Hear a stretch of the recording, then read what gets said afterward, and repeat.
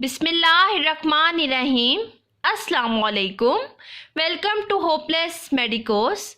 Lecture को start करने से पहले मेरी आप सबसे छोटी सी रिक्वेस्ट है कि please like, share and subscribe my channel. आइए अब चलते हैं अपने लेक्चर की तरफ। आज के टॉपिक की बात करें तो आज का हमारा टॉपिक है सिंथेटिक कॉन्टैक्ट पेस्टिसाइड्स या इंसेक्टिसाइड्स। इसको 3 ग्रुप्स में क्लासीफाई किया गया है। ऑर्गेनिक सल्फर या सल्फर कंपाउंड्स भी कहा जाता है, क्लोरीनेटेड हाइड्रोकार्बन्स भी कहा जाता है और ऑर्गेनोफॉस्फोरस डेरिवेटिव्स। अब हमारे पास क्या है? Sulphur compounds. Sulphur compounds traditional और एंशिएंट रेमेडी है स्कैबीज के लिए। इसकी एग्जांपल्स की बात करें तो एग्जांपल में हमारे पास कार्बामेट्स हैं, थायोजीन्स हैं और ऑर्गेनिक थायोसायनेट्स हैं। नेक्स्ट हमारे पास आते हैं chlorinated hydrocarbons.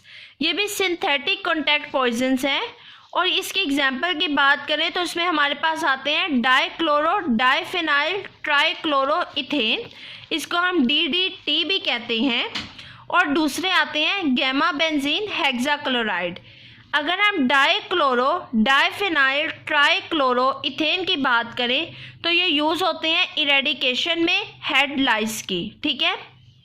Gamma benzene hexachloride की बात करें तो ये यूज़ होते हैं ट्रीट करने के लिए स्कैबीज को और डिस्ट्रॉय करते हैं ये हेड लाइस को भी। ये स्कैबीज को भी करते हैं और हेड लाइस को भी डिस्ट्रॉय करते हैं। नेक्स्ट हमारे पास आते हैं ऑर्गेनोफॉस्फोरस डेरिवेटिव्स। ये हमारे पास कॉन्टैक्ट और सिस्टेमिक पॉइजन्स होते हैं। एग्जाम्पल की बात करें तो हमारे पास टेट्रा एथाइल पायरोफॉस्फेट है और पैराथायोन है और क्लोरोथायोन है, ठीक है। नेक्स्ट हमारे पास आते हैं रिपेलेंट्स। रिपेलेंट्स क्या होते हैं? ये हमारे पास यूज़ होते हैं प्रोटेक्ट करने के लिए इंसेक्ट्स के अटैक को। हम इनको यूज़ किस फॉर्म में करते हैं? हम इनको यूज़ कर सकते हैं स्प्रेज की फॉर्म में और एरोसोल्स की फॉर्म में। एग्जाम्पल की बात करें तो इसमें आते हैं सिट्रोनेला ऑयल, ये रिपेलेंट के तौर पर यूज़ होता है। डाइमेथाइल फिथलेट यूज़ होता है, ये टॉपिकली स्किन पे यूज़ होता है। डाइएथाइल टोलोअमाइड यूज़ होता है, ये इफेक्टिव है मॉस्किटोज के अगेंस्ट। नेक्स्ट हमारे पास आता है हर्बिसाइड्स। हर्बिसाइड्स की बात करें तो ये वो केमिकल्स हैं जो डिस्ट्रॉय कर देते हैं या किल कर देते हैं वीड्स को। वीड्स हमारे पास क्या होती हैं? ये अनडिजायरेबल प्लांट्स होते हैं जो ग्रो कर जाते हैं कल्टीवेटेड प्लांट्स या मेडिसिनल प्लांट्स के दरमियान। हम क्लासिफिकेशन करते हैं on the basis of selectivity. Herbicides की क्लासिफिकेशन की हमने on the basis of selectivity. Selective herbicides भी होते हैं और नॉन सिलेक्टिव हर्बिसाइड्स भी होती हैं। सिलेक्टिव हर्बिसाइड्स क्या होते हैं? सिलेक्टिव हर्बिसाइड्स जो हमारे पास होते हैं ये सिलेक्टिवली एलिमिनेट करते हैं वीड्स को, ठीक है। इनमें लिटिल या नो इफेक्ट, कल्टीवेटेड प्लांट्स पे इनका या तो लिटिल इफेक्ट होता है या कोई भी इफेक्ट नहीं होता। एग्जाम्पल की बात करें तो 2,4-D मतलब 2,4 डाइक्लोरोफिनॉक्सी एसिडिक एसिड है। 2,4,5-D 2,4,5 ट्राइक्लोरोफिनॉक्सी acidic acid. नेक्स्ट हमारे पास आते हैं नॉन सिलेक्टिव हर्बिसाइड्स। ये क्या होते हैं? ये इक्वली टॉक्सिक हैं वीड्स के लिए भी और कल्टीवेटेड प्लांट्स के लिए भी। इसमें आपके पास कौन कौन से इंक्लूड है? पोटाशियम साइनाइड, सोडियम साइनाइड और अमोनियम थायोसाइनाइड। अब नेक्स्ट हम क्लासिफिकेशन किस बेस पे कर रहे हैं? नेक्स्ट हम क्लासिफिकेशन करते हैं on the basis of mode of action. Contact herbicides क्या होते हैं? कॉन्टैक्ट हर्बिसाइड्स ऐसे केमिकल्स हैं जो किल करते हैं इंसेक्ट्स को जब वो हर्ब्स को किल करते हैं जब वो कम इन डायरेक्ट कॉन्टैक्ट आती हैं। दूसरे आपके पास हैं ट्रांसलोकेटेड हर्बिसाइड्स। ये आपके पास ऐसे केमिकल्स हैं जो किल करते हैं प्लांट्स को जब वो एब्जॉर्ब कर लेते हैं, मतलब वीड से एब्जॉर्ब किया, या तो वो एक्सेलरेट कर देंगे या रिटार्ड कर देंगे उनका मेटाबॉलिक इफेक्ट को या मेटाबॉलिक एक्टिविटी को, ठीक है। ये ऐसे केमिकल हैं जिनको हम यूज़ करते हैं जब ये वीड्स इनको एब्जॉर्ब कर लेती हैं, या तो उनका मेटाबॉलिक एक्टिविटी जो है वो एक्सेलरेट हो जाती है या वो रिटार्ड हो जाती है। नेक्स्ट हम क्लासिफिकेशन किस बेस पे करते हैं?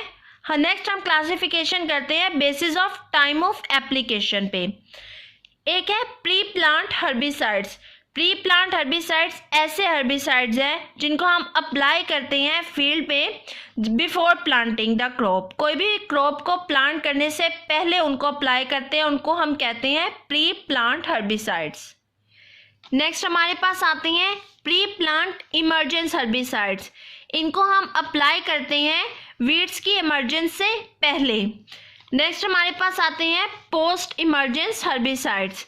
ऐसे हर्बिसाइड्स जिनको हम अप्लाई करते हैं जब आपके पास वीड्स जो है उनकी इमर्जेंस हो जाती है, उसके बाद जिनको अप्लाई किया जाता है उनको कहा जाता है post emergence herbicides.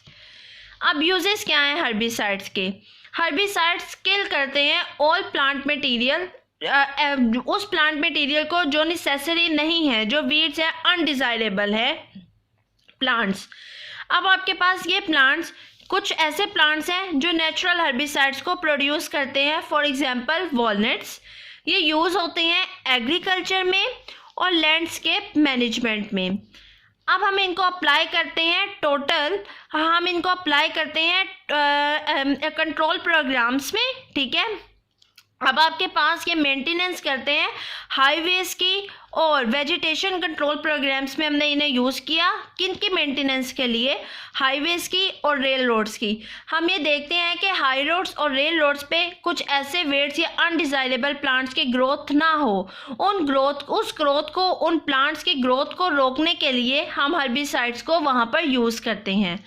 Smaller quantity में ये यूज होते हैं फॉरेस्ट में, पास्चर सिस्टम्स में और मैनेजमेंट ऑफ एरियाज, और ऐसे एरियाज के मैनेजमेंट के लिए जो सेट असाइड है वाइल्ड लाइफ हैबिटेट से। अब कुछ इसके साइड इफ़ेक्ट्स भी हैं। हर्बिसाइड्स अब क्या करता है, ये स्किन रैशेस भी कॉज कर देता है और इवन डेथ भी। अटैक अगर होता है आपके पे, अगर ह्यूमन पे अटैक हुआ है इम्प्रॉपर एप्लीकेशन से रिजल्टिंग, कोई भी हो सकता है, या तो डायरेक्ट कॉन्टैक्ट में आ गया विद द फील्ड वर्कर्स, ठीक है, या हमने इनहेलेशन कर ली स्प्रे से, या फूड कंजप्शन ऐसी कर ली है जिसमें हर्बिसाइड्स थे, तो उसकी वजह से भी सीरियस डैमेज कोज हो सकता है। इसके बाद हर्बिसाइड्स जब हम सरफेस को देखते हैं, हमने वाटर दिया किसी भी क्रॉप को, उसके बाद जो है वो जब रन ऑफ वाटर होता है और उसको यूज़ करते हैं ड्रिंकिंग के लिए, और उसमें अगर हर्बिसाइड्स है तो वो भी डैमेज कोज करेगा। नेक्स्ट हमारे पास आती हैं फंजीसाइड्स। फंजीसाइड्स क्या होते हैं? फंजीसाइड्स ऐसे केमिकल हैं जो किल कर देते हैं या इनहिबिट कर देते हैं फंजाई को या उसके फंगल स्पोर्स को। फंजाई क्या करती है, ये सीरियस डैमेज कॉज कर सकती है एग्रीकल्चर में, जिसके रिजल्ट में हमें क्या लॉस उठाना पड़ता है, यील्ड का, क्वालिटी का और प्रॉफिट का। फंजीसाइड्स ये आपके पास एग्रीकल्चर में भी यूज़ होते हैं और फंगल इन्फेक्शंस के साथ एनिमल्स में फंगल इन्फेक्शन को ट्रीट करने के लिए भी यूज़ होते हैं। 2 टाइप्स हैं इसकी, एक होते हैं प्रोटेक्टेंट फंजीसाइड्स और दूसरे होते हैं इरेडिकेंट फंजीसाइड्स।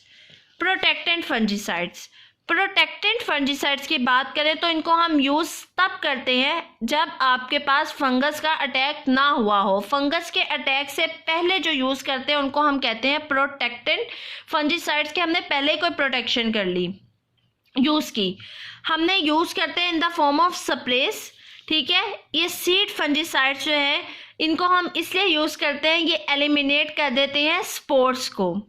फंजीसाइड्स को हम स्प्रे करते हैं वुड्स पे, ठीक है।